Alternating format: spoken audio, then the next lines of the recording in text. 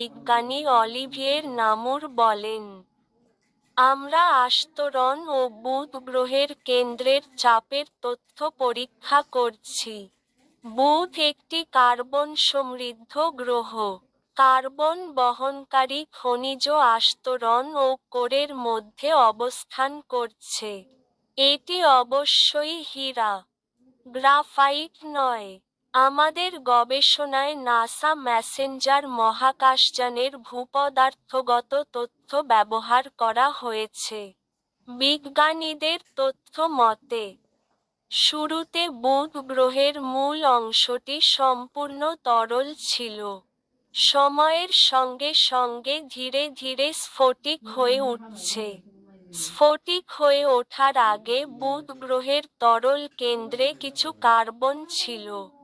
সেখান থেকেই ধীরে ধীরে কার্বন সমৃদ্ধ হয় গ্রহটি।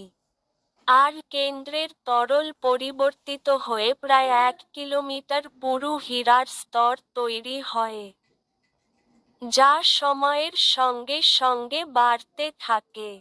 বিজ্ঞানীদের অনুমান, বুধ গ্রহ তৈরি হয়েছিল কার্বন সমৃদ্ধ ধুলার মেঘ থেকে, যে কারণে বুধ গ্রহে অন্য গ্রহের তুলনায় কম অক্সিজেন ও বেশি কার্বন রয়েছে। বর্তমানে মেসেঞ্জারের সংগ্রহ করা তথ্য কাজে লাগিয়ে বুধ গ্রহের অভ্যন্তরের বিদ্যমান চাপ ও তাপমাত্রা নিয়ে পরীক্ষা করছেন বিজ্ঞানীরা। শুধু তাই নয়, বুধ গ্রহের আবরণও বিশ্লেষণ করা হচ্ছে। 2026 সালের মধ্যে বুধ গ্রহের অভ্যন্তরীণ গঠন ও বিবর্তন সম্পর্কে আরও তথ্য জানানো যাবে বলে জানিয়েছেন বিজ্ঞানীরা।